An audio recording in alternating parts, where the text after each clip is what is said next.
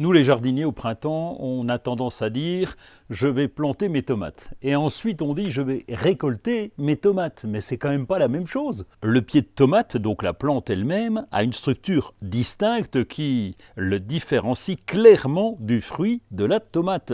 Et en plus, ce ne sont pas des fruits, ce sont en réalité des baies. En termes botaniques, les baies se développent en une seule floraison dans l'ovaire d'une plante, et c'est le cas des tomates. Et pour les tomates, quand on parle dans la cuisine, alors là c'est pas clair non plus. Les tomates ont une teneur en sucre inférieure à celle des autres fruits et sont donc considérées comme un légume, et non comme une baie ou un fruit.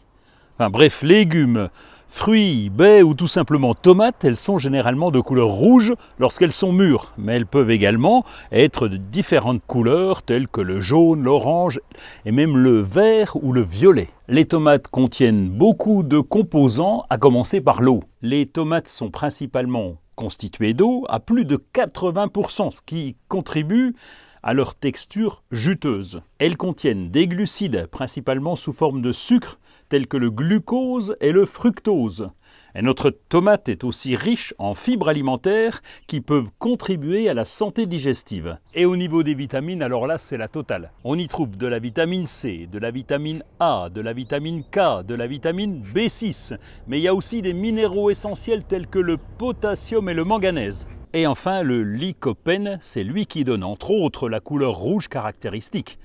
On pense que le lycopène a des propriétés bénéfiques pour la santé, notamment en tant qu'antioxydant. Les tomates peuvent aussi avoir différentes tailles ou formes en fonction de la variété auquel elles appartiennent. Il y en a des rondes, ce sont les plus courantes. Elles ont une forme sphérique. Elles sont utilisées dans de nombreuses préparations culinaires comme les salades, les sauces et même les sandwichs, pourquoi pas. Les tomates allongées ou en forme de poire. Elles peuvent être de différentes couleurs, y compris le rouge, le jaune et l'orange.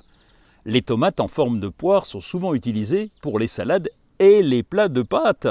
Plus classiques, les tomates cerises, comme leur nom l'indique, elles ont plus ou moins la taille d'une cerise. Elles peuvent être rouges, jaunes, oranges ou même de couleurs plus exotiques, on va dire. J'ai oublié les tomates en grappe, les tomates côtelées, enfin bref, il y en a tellement de variétés de ces tomates. En tout cas, les tomates, elles sont bonnes pour la santé et pour le gosier.